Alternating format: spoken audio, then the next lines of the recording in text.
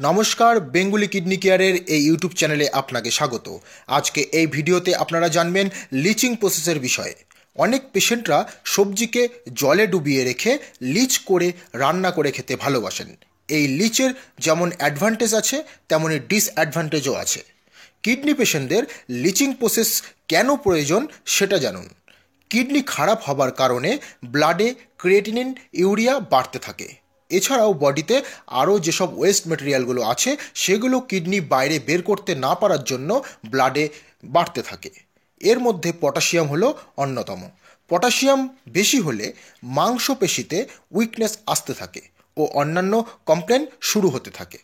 Potassium বাড়তে থাকলে হার্টের অ্যাটাকের ঝুঁকি বেড়ে যায়। তাই পটাশিয়ামকে কন্ট্রোল করা একজন কিডনি ফেইলিয়ার পেশেন্টের জন্য বিশেষ প্রয়োজন। পটাশিয়াম প্রত্যেক খাবারে কম বা বেশি মাত্রায় থাকে। তাই বিশেষ করে সবজি রান্নার আগে সেগুলিকে ঠান্ডা জলে 4 থেকে 5 ঘন্টা ভিজিয়ে রাখুন। তারপর সেই জল ফেলে দিয়ে নতুনভাবে জল দিয়ে ভালো করে সবজিগুলোকে ফুটিয়ে নিন। ফুটিয়ে নেওয়ার পরে ফুটানো জলগুলোকে ফেলে দিয়ে সবজিগুলোকে রান্না করুন। এতে পটাশিয়াম তো সবজি থেকে অবশ্যই বের হয়ে যাবে। তবে এখানে একটি সমস্যা হলো পটাশিয়ামের সঙ্গে সঙ্গে সবজিতে থাকা যেসব মিনারেল, ভিটামিন, প্রোটিন এসব এছাড়াও জিঙ্ক যেসব আছে তাও বের হয়ে যায়, যা শরীরের জন্য বিশেষ পুষ্টিকর। এতে পটাশিয়াম মেনটেন্স থাকলেও আদার্স যেসব ভিটামিন, প্রোটিন, জিঙ্ক এসব কমতে থাকে। এভাবে 3 থেকে 4 সপ্তাহ ঠিকঠাকভাবে থাকলেও 2 থেকে 3 মাস পর পেশেন্টের অনেকটা উইকনেস চলে আসে, যার ফলে ডক্টরের সমস্যা হয় যে তিনি বডিকে ঠিকঠাকভাবে রাখার জন্য মাল্টিভিটামিন ট্যাবলেটসকে ইউজ করেন। এই সমস্যা ধীরে ধীরে বাড়তে থাকে। এটার উপায় হিসাবে আপনাকে বুঝতে হবে কোন কোন খাবারে বা সবজিতে পটাশিয়াম বেশি থাকে।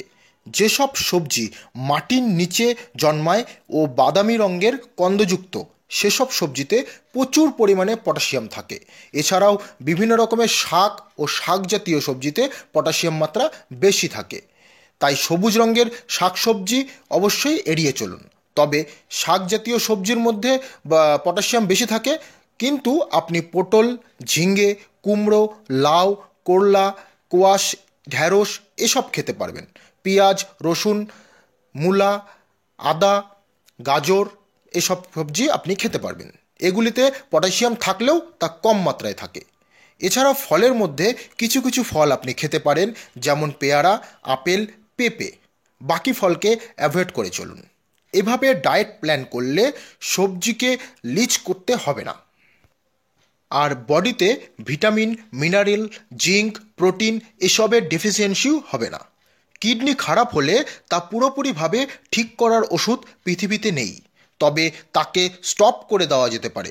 অর্থাৎ কিডনি যেইটুকু খারাপ হয়েছে আগে গিয়ে যেন আরও খারাপ না হয় সেই ব্যবস্থা মেডিসিনের কাছে আছে।